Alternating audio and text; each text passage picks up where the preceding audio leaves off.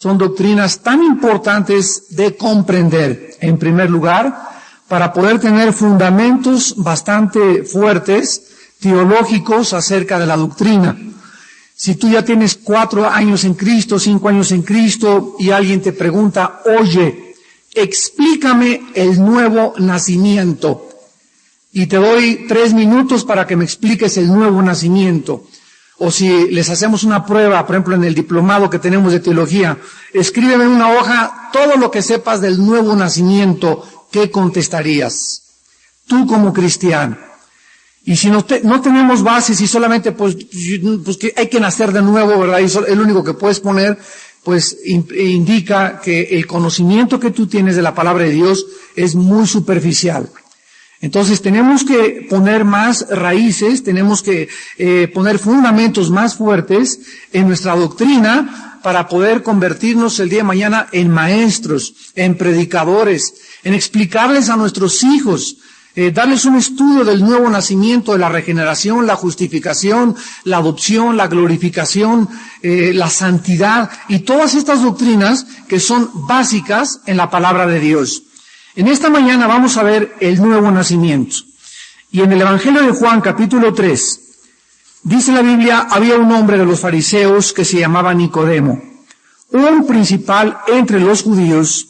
Este vino a Jesús de noche y le dijo, Rabí, sabemos que has venido de Dios como maestro, porque nadie puede hacer estas señales que tú haces si no está Dios con él.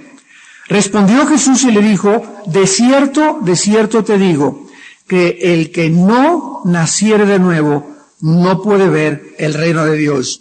Esta doctrina del nuevo nacimiento, esta enseñanza es tan importante que vean ustedes las palabras inequívocas de Jesús. Ningún ser humano después de morir va a poder entrar al cielo si aquí en la tierra no nació de nuevo. El que no naciera de nuevo no puede ver el reino de Dios. Jamás estarás calificado a ver, ni a escuchar, ni a participar, ni a experimentar la dimensión espiritual invisible que es la del reino de Dios si tú no tienes la experiencia del nuevo nacimiento. En otras palabras, tú puedes haber sido bautizado en tu religión, tú puedes haber participado de diferentes ritos litúrgicos, tú puedes tener una hermana que es monjita, puedes tener la foto del Papa ahí en tu casa, puedes haberte ido de peregrinación a la villa, puedes haber hecho sacrificios, puedes haber recorrido 5 religiones y sin embargo, si tú te mueres, ninguna de estas cosas, de acuerdo a Jesucristo, te permiten ni te caracterizan para entrar al reino de Dios. Es importante que nosotros veamos en esta mañana que estas palabras Jesucristo no se las dirigió a un ateo, ni a un comunista, ni a un escéptico, ni a una persona que tuviera problemas de poder creer en Dios, sino que Jesús le está hablando a Nicodemo. Miren lo que dice aquí en el versículo 1, Nicodemo era un principal. La palabra principal en el griego significa uno de los líderes de los judíos en la religión. O sea, si alguien conocía de religión, si alguien había atravesado ritos, si alguien había sido bautizado, si alguien había participado de todo lo que el judaísmo enseñaba, era Nicodemo. Y a esta persona tan religiosa, a uno de los principales líderes, Jesucristo le está manifestando lo que este hombre debía ya de saber. Si es que se creía líder de los religiosos. Dice el versículo 4, por la intervención de Nicodemo, que Nicodemo no entendió lo que Jesús le dijo, porque Nicodemo le dijo, ¿cómo puede un hombre nacer siendo viejo? O sea, inmediatamente Nicodemo asocia las palabras de Jesús con la reencarnación. Le dice Nicodemo, ¿puede acaso entrar por segunda vez en el vientre de su madre y nacer? O sea, Nicodemo se quedó, ¿verdad?, petrificado y dice, Jesús, ¿de qué estás hablando? ¿Qué me estás tratando de decir? ¿Me estás tú tratando de decir que necesito regresar otra vez al vientre de mi madre y que mi madre me vuelva a parir otra vez? ¿De eso me estás hablando?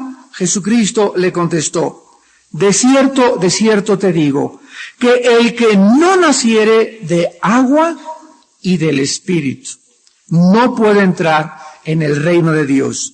Lo que es nacido de la carne, carne es, y lo que es nacido del Espíritu, Espíritu es. O sea, le está diciendo Jesús a Nicodemo, si tú regresaras otra vez y tu mamá te necesitara parirte otra vez, volvería otra vez ese parto a producir carne.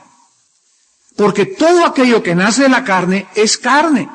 Yo no te estoy hablando de un nacimiento físico, te estoy hablando de un nacimiento espiritual.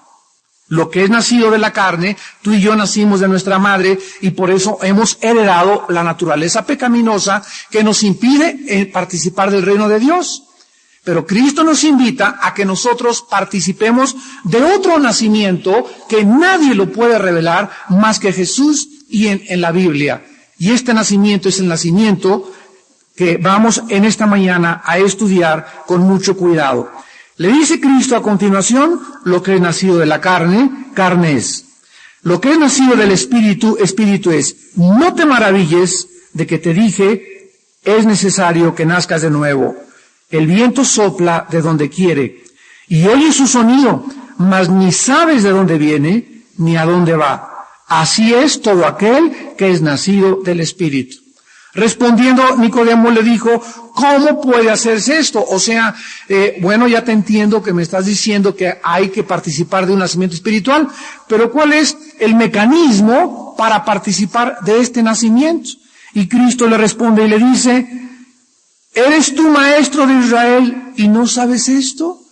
O sea, en ese momento Nicodemo debió haber quedado humillado y avergonzado de ignorar la doctrina más importante en la Biblia, porque es la que nos enseña cómo poder, después de la muerte, entrar al reino de Dios. Aunque entramos ya vivos al participar del nuevo nacimiento, nos garantiza que al morir estaremos en la presencia de Dios.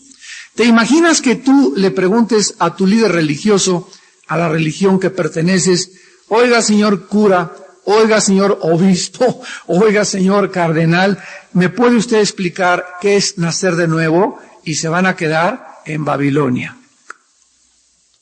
Pero ¿cómo, si usted es el líder religioso de millones de personas, no sabe usted contestar esto? No, chepo. Y te das cuenta que es increíble cómo las enseñanzas elementales, las básicas, es como si fueras con un maestro de matemáticas que está dando clases en la universidad y le preguntas: oiga, ¿cuál es la raíz cuadrada de 13? No sé. O ¿cómo se puede sacar la incógnita de un logaritmo o de una operación de cálculo diferencial? Entonces, ¿qué está usted haciendo de maestro en la universidad? Entonces, es de la misma manera lo que el mundo está actualmente viendo con sus ojos. Dice la Biblia que profesando ser sabios, se hacen necios. Vamos a ver en primer lugar las diferentes figuras o imágenes que describen el nacimiento de nuevo, o lo que también se conoce en la Biblia con otra palabra, que es la regeneración. Entonces, esta frase, el nuevo nacimiento, se conoce en la Biblia también como la regeneración. Pero hay otras figuras, tanto en el Antiguo como en el Nuevo Testamento, y las vamos a poner brevemente juntas en un momento para que tengamos el paquete y veamos qué es lo que el Espíritu Santo nos ha querido decir con esta doctrina tan importante. Porque el Evangelio de Jesucristo incluye todo lo que necesitamos para nuestra salvación. Veamos, por ejemplo, en Deuteronomio 30, en primer lugar, en el Antiguo Testamento. En el Antiguo Testamento, todo esto Nicodemo lo debió haber sabido. Deuteronomio capítulo 30, versículo 6. Y circuncidará Jehová tu Dios tu corazón y el corazón de tu descendencia, para que ames a Jehová tu Dios con todo tu corazón y con toda tu alma, a fin de que vivas. Entonces, aquí vemos en Deuteronomio 36 que Dios les había dado, a través de Abraham, No estamos necesitando el video, me podían apagar las lámparas. No estamos viendo nosotros que Dios le da a Abraham la circuncisión, y cuando Dios le dio la circuncisión a la nación de Israel, ¿para qué se la dio? ¿Qué era la circuncisión? En Génesis 17 la Biblia dice que era una señal externa de el pacto en el cual Dios iba a entrar con su pueblo Israel. Entonces se les cortaba el prepucio a todos los niños recién nacidos de 8 días de nacido. Y esto es interesante a la luz de la ciencia, porque actualmente la ciencia comprueba que un niño a los 2 o 3 días de nacido no produce la vitamina K. Y la vitamina K es esencial para la coagulación de la sangre. Entonces, si se hubiera circuncidado o se circuncida a un niño de 3 o 4 días de nacido, se puede morir de una hemorragia. Qué increíble que Moisés haya dicho a los 8 días, porque exactamente entre el 5º y el 6º día se hace y se forma la vitamina K lista para la coagulación, de lo que al 8º día el niño no sufre ningún problema de ninguna hemorragia. Estos son cápsulas científicas de la Biblia, de que nos damos cuenta que la Biblia fue inspirada por Dios. ¿Quién le dijo a Moisés que no podía circuncidar antes del 8º día? Solo Dios, que nos hizo la circulación de la sangre. Bueno, independientemente de esto, la circuncisión era un pacto externo por el cual una persona entraba a un pacto con Dios. Lo mismo que actualmente, muchas gentes dicen, bueno, yo ya me bautizaron, ya soy católico. Ya fui a una iglesia evangélica, soy evangélico. Y la gente actualmente, igual que hace miles de años, sigue creyendo que el hecho de participar de algo por afuera, externamente, te cambia tu corazón interiormente. Esto es una grande, grande mentira. Necesitamos, de acuerdo a la Biblia, un cambio interno para cambiar externamente. Yo puedo dejar de fumar, puedo dejar de tomar, puedo dejar de ser un adúltero y sin embargo irme al infierno. Porque no me hace una persona aceptada ante Dios el hecho de que yo sea bueno ante los demás cuando por dentro estoy podrido. Entonces, Dios quiere que entendamos esto y se lo hizo saber al pueblo de Israel. Dios quería circuncidarles el corazón. Circuncidarles el corazón para que amaran a Dios con todo su corazón. De repente los judíos comenzaron a unirse a Israel y comenzaron a unirse al pueblo de Dios solamente porque les cortaban el prepucio. ¿Y qué fue lo que hizo esto? Que terminaron, como lo vemos en los profetas y en el libro de Malaquías, que es el último libro del Antiguo Testamento, todo esto terminó en una apostasía de religiosidad. Y puede suceder lo mismo contigo o con cualquier persona que no entienda las doctrinas de la Biblia. ¿Sabes cuál es el más grande peligro que tú tienes como, entre comillas, cristiano? Que te acostumbres a venir a la iglesia como un robot. Porque es necesario que vengas, porque es un deber que vengas. Y llegas a la iglesia, te sientas, cumples, oyes, y todo superficialmente, todo mecánicamente, te paras, te sientas, vas a tu casa, eres la misma persona, no ha cambiado tu corazón, no han cambiado tus sentimientos, no tienes un amor apasionado por Dios interior, tu vida con tus hijos, tu vida con tu familia, tu vida con tus amistades, tu vida en tus negocios no ha cambiado, tú sigues siendo la misma persona, pero ahora tienes otra religión. Y cuando nos acostumbramos a vivir religiosamente, porque somos evangélicos o cristianos o porque somos católicos o la religión que tengas, caes en la misma trampa en la que cayó la nación de Israel. Y estas cosas se escribieron para nuestro ejemplo, dice 1 Corintios 10, para que nosotros no cometamos los errores que cometieron nuestros antepasados. Dios quiere circuncidar el corazón, no el prepucio era solamente un símbolo. Pero lo que Dios quería era hacer una cirugía, un injerto, un trasplante de corazón con la nación de Israel. Ahora vayamos a Jeremías 31 y veamos otra figura del nuevo nacimiento. Entonces vemos que la circuncisión es la primer figura que existe en la Biblia del nuevo nacimiento o de la regeneración. Veamos otra en el libro de Jeremías, capítulo 31, versículo 33. Aquí Dios está prometiendo el pacto que Jesucristo sellaría con su sangre. Pero este es el pacto que haré. O sea, aquí está hablando de algo futuro. Con la casa de Israel, después de aquellos días, dice Jehová. ¿Con quién se celebró el pacto de sangre en la cruz del Calvario? ¿Con quién? No con la iglesia, con Israel. El pacto, cuando Jesús se sentó en la última cena y partió el pan, ¿quiénes eran los que estaban a su alrededor como apóstoles? Eran todos judíos. Y cuando Jesús dijo, esta copa o el vino es el símbolo de mi sangre, estaba sellando y cerrando el pacto con los judíos, con la casa de Israel, tal como se profetizó y tal como debería ser cumplido. Pero ¿qué sucedió? Los primeros que celebraron el pacto con Jesús, el nuevo pacto en el cual tú y yo nos encontramos, fueron judíos. La primera iglesia fue judía. Los primeros predicadores fueron judíos. Pero sin embargo, pasó el tiempo y esa nación a la cual Dios se había venido para mostrarles que Él era fiel a lo que Él había prometido, esa nación rechazó al Mesías, crucificó al Mesías, Dios fue fiel y celebró el pacto con los judíos, con el remanente que verdaderamente creyeron en Él. Pero el resto de la nación de Israel rechazaron a Jesucristo. Y entonces, ¿qué sucedió en el libro de los Hechos? Un fenómeno que a los judíos les costó mucho tiempo entender.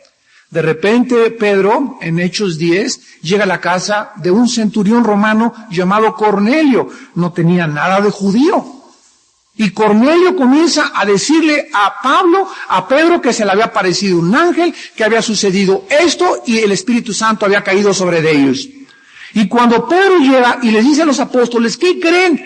Hay personas que no son judías y están teniendo la misma experiencia que nosotros tuvimos en el día de Pentecostés. Están siendo llenos del Espíritu Santo y otros hasta lenguas están hablando.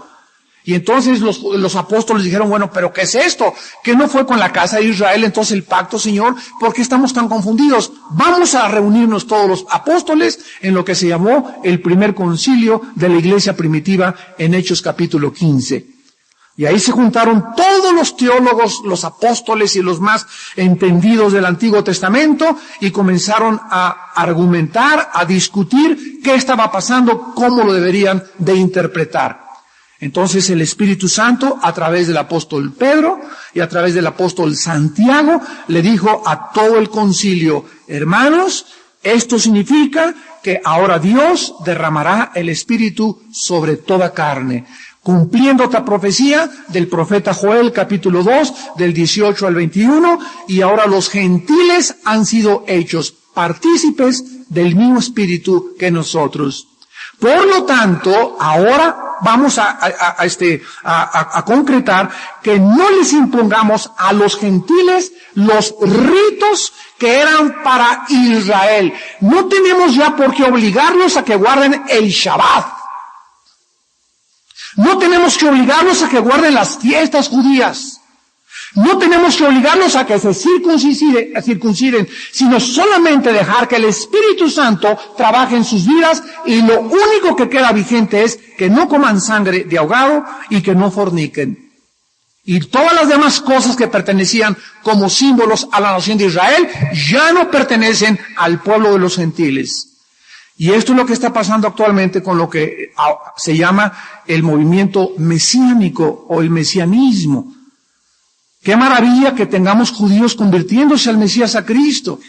Pero ¿saben cuál es el fenómeno que está pasando ahorita? Que hay gentiles, o sea nosotros, que somos cristianos y que ahora los que se convierten a Cristo o los judíos nos quieren gentilizar y nos quieren judaizar y quieren que ahora guardemos el Shabbat, quieren que guardemos las fiestas judías y que nos vistamos como los judíos, que nos pongamos el kipá, y todo eso es una apostasía. Porque no fuimos llamados a eso nosotros.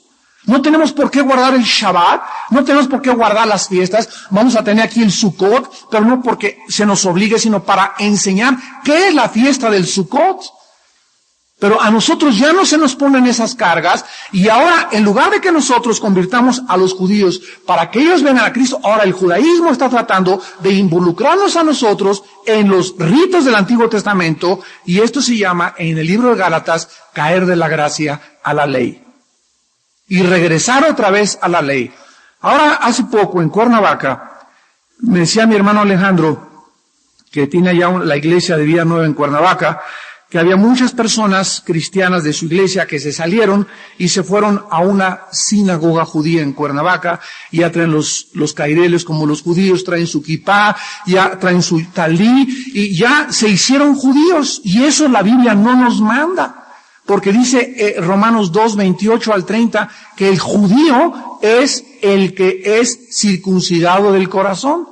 Y que ya no es judío el que lo es étnicamente, sino el que ha sido cambiado y nacido de nuevo. Ahora nosotros, la iglesia, que está formada por judíos, griegos, gentiles y de todas las nacionalidades, somos el verdadero pueblo, la nación de Dios. Pero todas estas cosas están pasando y tenemos los cristianos que estar alertados, porque puedes ser jalado a movimientos que te vuelvan otra vez a esclavizar, y ahora tienes que guardar el Shabbat para ser judío, y porque ahora tienes que guardar las fiestas, y dice en Gálatas 2, 16 al 18, nadie los juzgue en cuanto a días de fiesta ni días de reposo. ¿Por qué? Porque estas cosas eran símbolo, eran una imagen, era una sombra de la ley. Ahora estamos bajo otra ley que se llama la ley del Espíritu y la ley de Cristo. Entonces, aquí en Jeremías, en el versículo 33, el pacto que se iba a hacer con la casa de Israel se cumplió. Fue con los judíos, pero lo rechazaron, y ahora nosotros, la iglesia, somos injertados en ese olivo que era Israel. Ellos son cortados, Romanos 11, nosotros injertados en su lugar. Israel es hecho a un lado desde que Cristo vino, y durante todo el tiempo la iglesia ocupa y es beneficiaria de todas las bendiciones de Abraham, que nos pertenecen ahora a nosotros. Pero la Biblia nos enseña que tengamos cuidado de no creer que los judíos como nación y como pueblo de Dios han sido desechados para siempre, porque aunque Dios le dio carta de divorcio a Israel, Dios viene otra vez y dice Romanos 11, 25 y 26, que todo Israel, el Israel fiel, el que cree en el Mesías, se volverá otra vez a Dios y serán salvos por toda la eternidad junto con nosotros. Así que Dios no ha terminado con Israel, Dios ahorita está tratando con la iglesia, pero hay promesas de las cuales no se pueden violar, que Dios cumplirá con la nación de Israel. Bueno, en este pacto que está explicado ya, vean lo que estaba prometido: daré mi ley en su mente. Y le escribiré en su corazón, y yo seré a ellos por Dios, ellos me serán por pueblo. ¿Qué cosa significa el nuevo nacimiento? Entrar al nuevo pacto. No solamente cuando eres cristiano entras a una nueva iglesia, a una nueva religión, a una nueva denominación, sino que el cristiano es la persona que ha entrado a un nuevo pacto con el Dios todopoderoso, todo suficiente, creador de los cielos y de la tierra. Aquí hay otra cosa importante de aclarar. ¿Cuántos de ustedes han oído muchas veces que de una forma equivocada se han dicho en congresos o en iglesias: ¿quién quiere hacer un nuevo pacto con Dios? Yo recuerdo, yo he participado de estos congresos y pues uno, sí, ¿verdad? Vamos a hacer un pacto de pureza a Dios y vamos a hacer un pacto con Dios. Y ¿saben algo? Que cuando comenzamos a hablar así, es increíble cuánta ignorancia hay de la Biblia. Porque nunca, jamás el ser humano puede ser el que tome la iniciativa para hacer un pacto con Dios. Todos los pactos en la Biblia, Dios tomó la iniciativa. Es Dios el que nos ofrece entrar en pacto con Él y no nosotros. Padre, quiero hacer un pacto contigo. Esto no es bíblico, les voy a explicar por qué. Cuando Dios da un pacto, Él toma la iniciativa, repito, y entonces un pacto consiste en cláusulas, como un contrato cuando rentas una casa. Tú tienes que entregar la casa así, con las ventanas así, cuando te vayas no te ves ni la taza del baño tampoco, ni la arrancas las ventanas, ¿verdad? Como hay muchos que lo hacen, sino que vas a entregar así. Esas son las cláusulas. Ahora, ¿tú estás de acuerdo? Fírmale. Si no estás de acuerdo y quieres poner otra cláusula, ¿verdad? Pues vamos a cambiar esto y vamos a modificar esto y ya te arreglas tú con el dueño de la casa cuando rentes una casa. Pero cuando Dios nos da un contrato, no hay nada que cambiar ni alterar porque viene del Todopoderoso. Lo único que tenemos que hacer nosotros es, estoy de acuerdo, Señor, y lo voy a hacer, si tú me ayudas a cumplirlo. Pero cuando el ser humano le dice, yo quiero hacer un pacto contigo, significa que yo hago el contrato. Mira, Señor, te prometo no volver a ver a otra mujer más que mi esposa, quiero hacer un pacto de pureza contigo, quiero hacer un pacto que ya no te voy a robar, y entonces le digo a Dios, fírmale. O sea, Señor, apruébame este pacto que estoy haciendo contigo tú estás de acuerdo, ¿verdad? Y Dios me dice, mira, en primer lugar, no sabes lo que tú me estás proponiendo, porque nunca el ser humano, cuando haga un pacto con Dios, lo va a cumplir. Y esto fue lo que le sucedió a Pedro.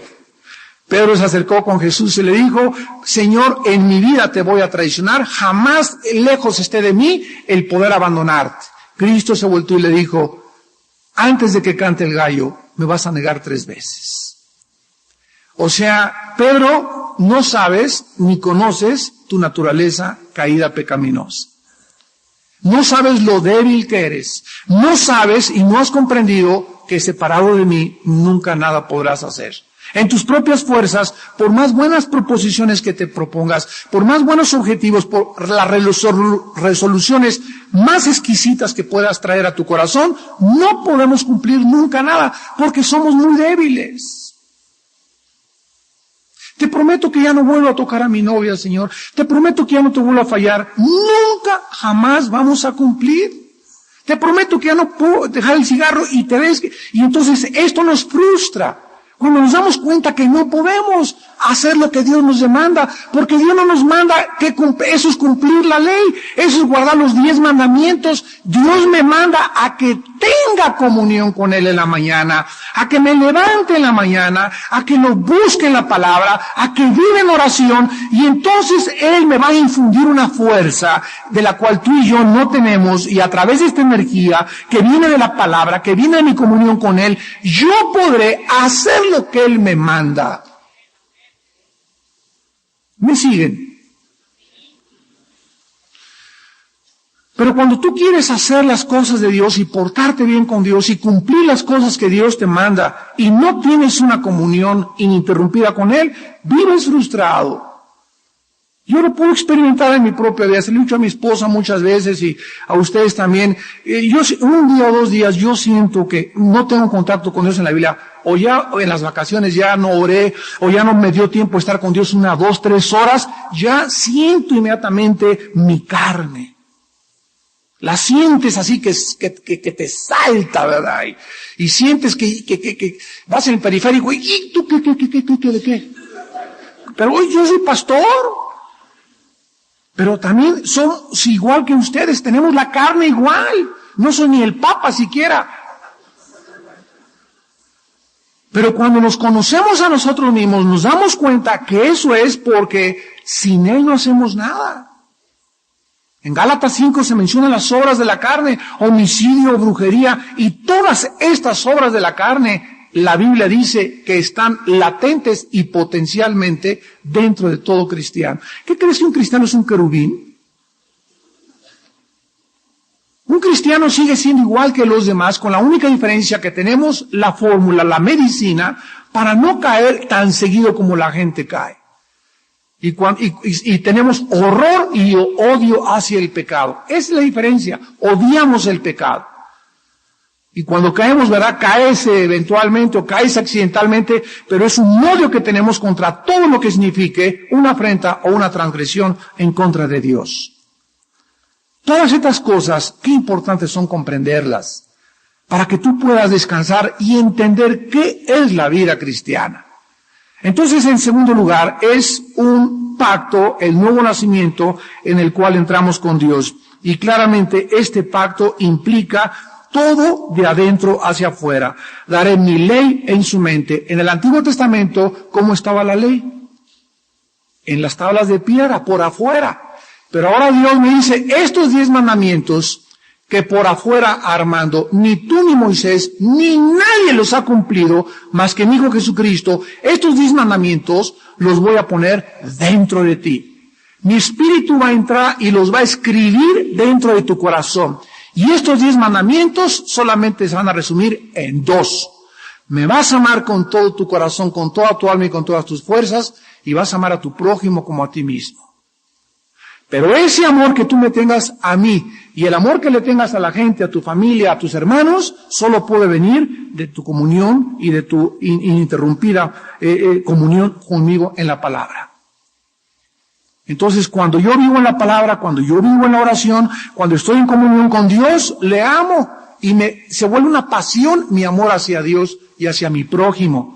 ¿Por qué? Porque es algo dentro de mi vida. Ahora ya no me dice mi mamá, tienes que ir a la iglesia. Ahora me nace ir a la iglesia porque dentro de mi corazón Dios puso esa pasión por él. Ahora ya no guardo la ley porque me obligan, pues no tienes que robar y no tienes que hacer esas cosas o tienes que diezmar. Ahora doy a la obra de Dios, ahora no miro a otras mujeres, ahora hago estas cosas porque me nace, porque dentro de mí está escrito con letras de fuego del Espíritu. Por eso cuando una familia le dice a su hijo, pues tienes que ir a la iglesia, si tu hijo viene a la iglesia a fuerza, no le vale. ¿Qué crees que porque ya pasa por la puerta ya le ponen una palomita? Tenemos que venir y todo lo que hagamos para Dios tiene que ser de corazón. Si hay algo en tu vida que estás haciendo por obligación o porque a través de lo que tú estás haciendo esperas aceptación de parte de Dios, ya no es de Dios, es de la carne. Te tiene que nacer. Todo lo que hagamos nos tiene que nacer porque la ley ha sido escrita en nuestro corazón. Veamos en tercer lugar, ahora en el Nuevo Testamento, en Efesios capítulo 2, que el nuevo nacimiento tiene una tercera figura también. Y esta es la resurrección. ¿Qué es el nuevo nacimiento? Es una circuncisión, es entrar a un nuevo pacto, es una resurrección. ¿Cuántas figuras el Espíritu Santo nos da para que tengamos una comprensión mucho más amplia de lo que Dios nos quiere significar? Dice Efesios 2, 5 y 6. Aún estando nosotros muertos en pecados, nos dio vida. ¿Qué es el nuevo nacimiento? Pasar de la muerte a la vida. La Biblia retrata al ser humano como muerto. Tú me puedes estar escuchando y tú puedes tener vida biológica, puedes tener vida física, vida emocional, vida almática, pero espiritualmente la Biblia te califica como un muerto. No te nace leer la Biblia, no te nace ponerte de rodillas, no te nace arrepentirte, no te nace ser fiel a tu esposa, no te nace ser honrado. ¿Por qué? Porque estás separado. Muerto no significa cesación de existencia. Apúntalo. Muerte en la Biblia significa separación de Dios.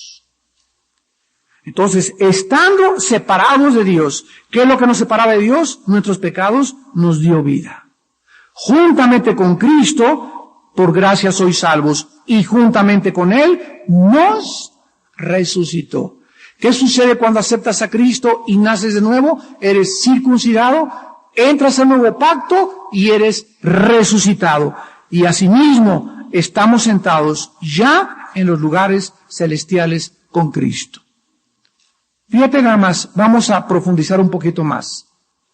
Ojalá que hayas traído la parabólica abierta esta mañana. Recibo a Cristo, algo pasa que yo ni entiendo. En el momento de recibir a Cristo, nazco de nuevo. ¿Qué es ese nacimiento? Que algo dentro de mí entró y como una semilla y va a comenzar a crecer dentro de mí. Que lo vamos a ver en 1 de Pedro 1 ahorita, que se llama la semilla espiritual que me da la nueva vida. Esta semilla tiene que ser alimentada, la Biblia es el agua la tengo que echar a mi vida diario, la Biblia es el agua y voy creciendo dentro de mí. Soy resucitado, he sido levantado y tengo una vida que no tenía yo antes y comienzo a vivir para con Dios. Y al mismo tiempo, Efesios 2:6, estoy sentado en el cielo ya con Cristo Jesús. Vamos a tratar de entender esto, porque cuando entramos a la Biblia, entramos a un libro hiperdimensional.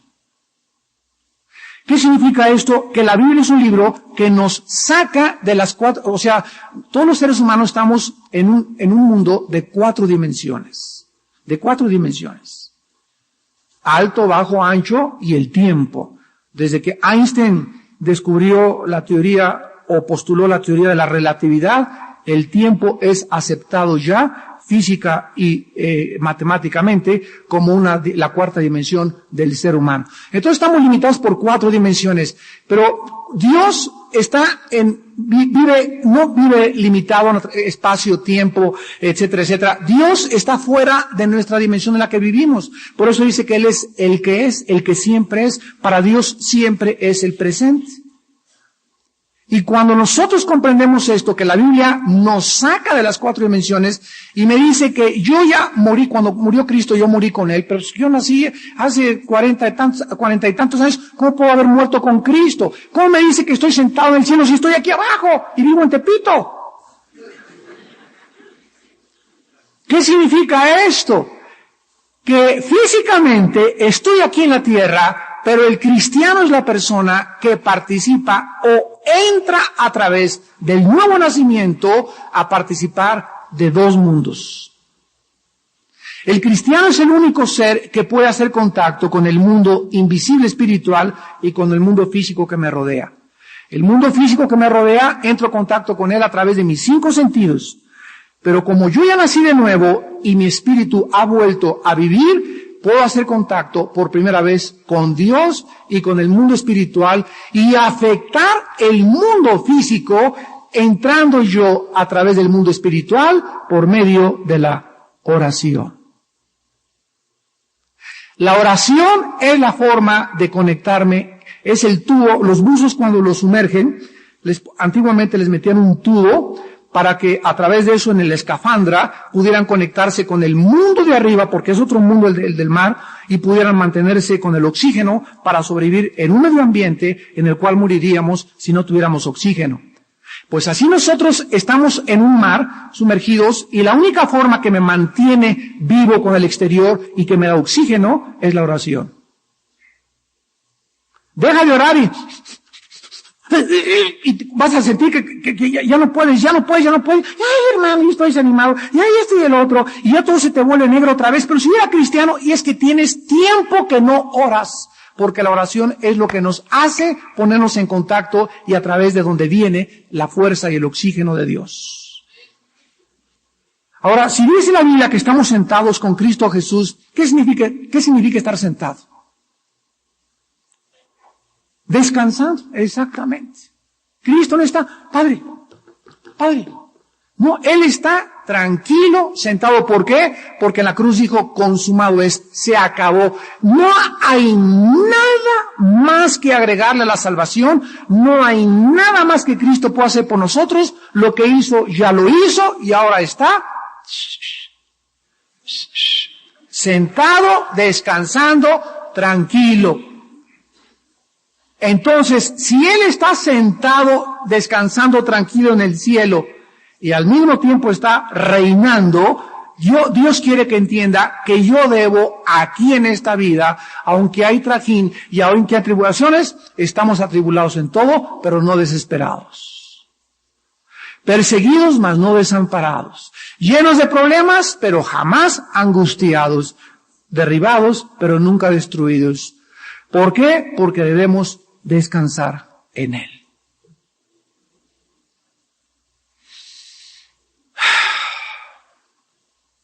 Echando toda nuestra ansiedad sobre Él, porque Él tiene cuidado de nosotros. Un cristiano que está así, y que ya otra vez recurrió a las pastillas tranquilizantes, y que no tiene paz, y que no tiene descanso, no está reinando, porque para reinar tienes que estar sentado. Yo no puedo ejercer dominio sin tener paz interior. ¿Me sigues? ¿Capisce? Bueno, dentro de 2 meses lo vas a entender. Y aquí en Efesios 2:10 también tenemos otra figura, en Efesios 2:10, del nuevo nacimiento, y el nuevo nacimiento es también una nueva creación. Ya tenemos la imagen de la circuncisión, de un nuevo pacto, de la resurrección, y vean que en cuarto lugar también se nos dice que el nuevo nacimiento es una nueva creación, porque somos hechura suya, creados.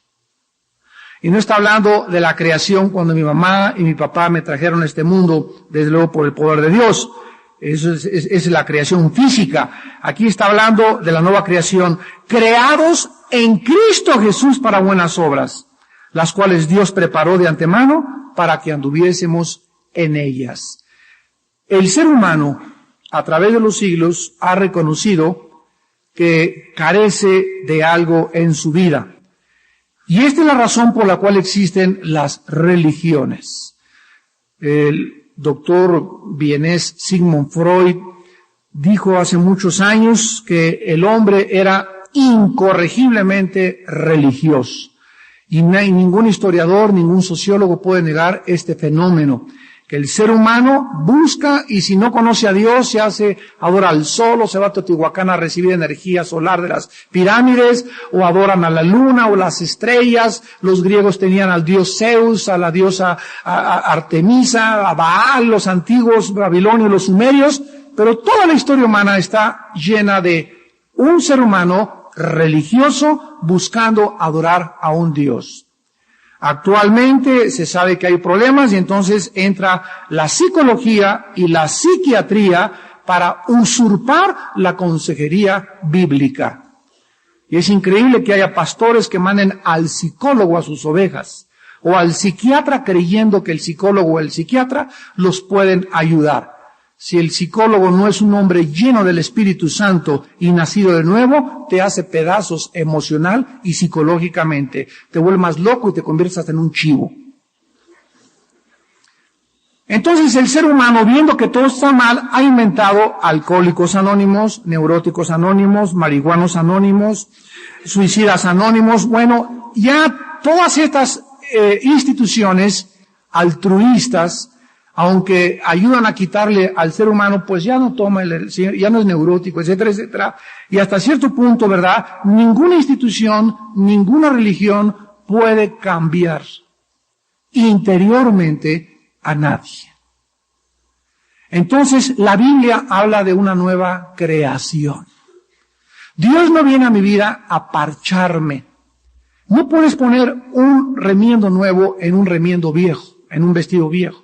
Ni puedes echar un vino viejo en un odre viejo, sino que tomas el vino nuevo y lo pones en una bolsa de piel nueva. ¿Por qué? Porque el vino nuevo, si lo pones en un odre, en una bolsa de piel rota, se va a tirar y se va a desperdiciar. ¿De qué estaba hablando Jesús aquí cuando dio esta parábola? Del nuevo nacimiento. El Espíritu Santo no puede entrar a mi vida si mi vida antes no ha sido regenerada. Dios tiene que crear una nueva bolsa de cuero dentro de mí para recibir a su Espíritu Santo. Mientras no haya una regeneración y un nuevo nacimiento, no puede ser logrado el cambio y la nueva creación en Cristo Jesús. Entonces Cristo no viene a remendarnos ni a parcharnos. Cristo viene a crear dentro de ti y dentro de mí una nueva persona.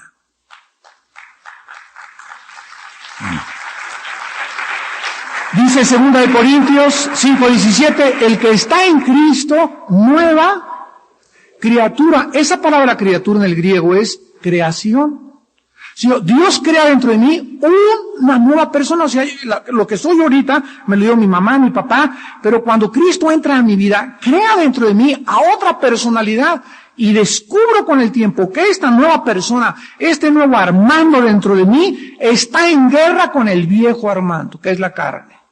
Y toda la vida, mi nueva criatura que tengo dentro de mí estará peleándose mentalmente, porque la guerra es en la mente contra mi antigua naturaleza. Y ahora tengo que alimentar al nuevo Armando. El antiguo Armando le lleva ventaja, ¿verdad? Porque tú, si recibiste a Cristo a los 25, 30 años de edad, tienes 25, 30 años de edad de estar programado conforme al mundo. Y ahora tienes que reprogramarte y volver a inyectar nueva información, meterte nuevos softwares, meterte nuevos programas para sacar los antiguos programas, porque estás virulento. El disco duro tiene que salir totalmente y ser cambiado y meterle otro disco duro, porque el que teníamos nos ha hecho la tatema como la teníamos. Esto es lo que significa el nuevo nacimiento, una nueva creación. Y Dios quiere hacer en esta mañana eso con tu vida, si tú se lo permites. ¿Cuántos en esta mañana quisieran recibir a Jesucristo y experimentar el nuevo nacimiento? Porque si tú mueres hoy en la noche, Jesús lo dice, no entras al cielo, aunque estés bautizado, remojado y comulgado. Oremos. Señor, te damos gracias por la Biblia, por tu santa palabra, que es lámpara a nuestros pies. Señor, gracias porque solo tú puedes darnos entendimiento. Tu palabra dice en el Salmo 119, dame entendimiento conforme a tu palabra. Mientras no vivamos en la palabra, no entenderemos las cosas del Espíritu de Dios, que solo pueden ser entendidas a través de el discernimiento espiritual otorgado por el Espíritu de Dios. En esta mañana muchos de ustedes tal vez tienen una religión. Tal vez desde niño me has dicho, yo siempre he creído en Dios, pero tu vida interior no ha cambiado. Tú lo sabes. No amas con todo tu corazón y con pasión a Dios. La Biblia la puedes leer y dejarla 5 días sin leer y no te molesta en lo absoluto. Esto no puede ser normal. Si a un bebé le quitas la mamila, el bebé va inmediatamente a llorar, porque necesita ese precioso líquido y hasta que lo obtiene queda satisfecho y descansa. Así nosotros espiritualmente debemos desear la leche espiritual no adulterada, para que por ella crezcamos para salvación. Dios quiere que tú desees, como un bebé, la leche materna, su palabra, porque la Biblia es esa leche, que toda persona que ha nacido de nuevo, que ha sido circuncidada en su corazón, que ha sido resucitada, que ha entrado a un nuevo pacto, y que ha recibido una nueva creación, manifiesta como un síntoma inequívoco de que has nacido de nuevo. Desear leer la Biblia, desear hacer contacto con Dios, orar, buscar a Dios, son síntomas de que hay una nueva criatura dentro de ti. Porque el hombre natural no busca estas cosas, él solo busca la religión, pero no busca una conversión. ¿Qué tengo que hacer esta mañana?, me preguntarás, y la Biblia dice en primer lugar que te arrepientas de tus pecados, que cambies tu manera de pensar respecto a la vida que llevas, que reconozcas en esta mañana que estás viviendo de una forma equivocada, influido por el mundo, presionado por la gente, por tus amistades, pero esta vida te destruirá tarde o temprano. En segundo lugar, tienes que creer que Jesús es el Hijo de Dios, el Mesías, el Salvador, y que fuera de Jesús en esta vida, nunca tendrás otra esperanza más que en su vida y en su resurrección. Tienes que creer que Cristo a los 3 días resucitó de los muertos, y finalmente invitarle. La Biblia dice que si tú le invitas con tus labios y con tu corazón en este momento y le recibes como tu Señor y Salvador, tú naces de nuevo. Y a través del tiempo descubrirás que tu vida ha cambiado, que Dios es real y que el testimonio lo llevas en tu corazón. Las personas que en esta mañana quieran hacer esta oración, invitando a Cristo por primera vez a su vida, hazlo con estas palabras y dile: Señor mío y Dios mío, qué ignorante soy de todo lo que la Biblia enseña. Por mi ignorancia yo creía tal vez que te tenía, pero quiero ser sincero, sincera y decirte: te necesito. Me arrepiento de mis pecados, Señor. Creo que Jesús murió en una cruz en mi lugar y derramó su sangre para perdonarme. Creo que a los 3 días se levantó entre los muertos mediante tu poder. Y ahora te pido, Jesús, Cristo resucitado, que esa vida que te dio el Padre me la des a mí también y me resucites en este instante espiritualmente. Dame la vida espiritual, hazme nacer de nuevo a través del agua, que significa tu palabra, y de tu Espíritu Santo. Cambia mi vida, Señor, mis pensamientos, mi vocación, mis metas. Quiero vivir para ti, porque te lo pido en el nombre de Jesús. Amén.